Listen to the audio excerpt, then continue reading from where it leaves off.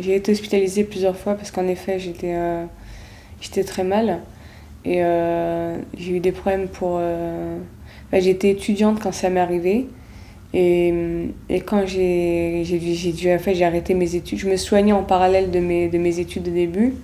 Après ça prenait trop de place ou bien j'avais arrêté de prendre mon traitement ou je croyais pas en la maladie. Je me croyais pas malade, je me prenais pour quelqu'un d'invincible. J'ai pas pris mon traitement, puis après j'ai été hospitalisée. Et c'est là où j'ai rebondi et j'ai trouvé un appartement associatif. Je suis restée 4 ans en colocation avec d'autres patients de la MGEN. Et ensuite, on m'a proposé une autre association m'a proposé un autre appartement toute seule, un T2, que j'ai accepté. Et maintenant, ça fait aussi 4 ans que j'habite dans le voisinage, ça va, je m'entends bien avec les gens. Mais je suis pas très bavarde en fait. Donc je parle un peu avec des voisines, des personnes âgées, des gens qui m'inspirent confiance ou à qui je veux bien parler. Mais je parle pas avec tout le monde. Je suis un peu... c'est peut-être l'effet de la maladie qui fait que je m'isole un peu et j'ai un repli sur moi-même. Toutes les semaines, je reçois l'association avec l'assistance sociale, une infirmière.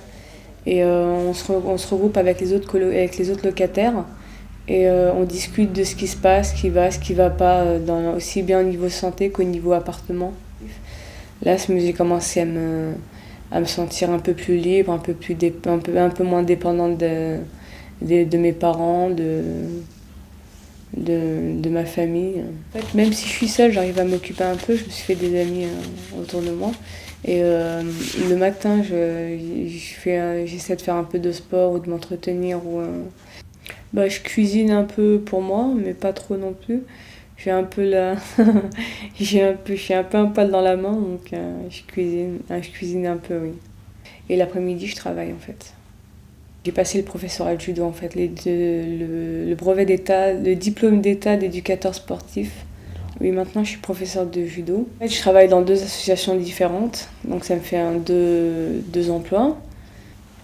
Alors dans le mot rétablissement, j'entends un peu le mot guérison, parce qu'il y a un peu de guérison dans le rétablissement, mais il faut savoir qu'on est encore sous traitement, donc on ne sera jamais tout à fait guéri.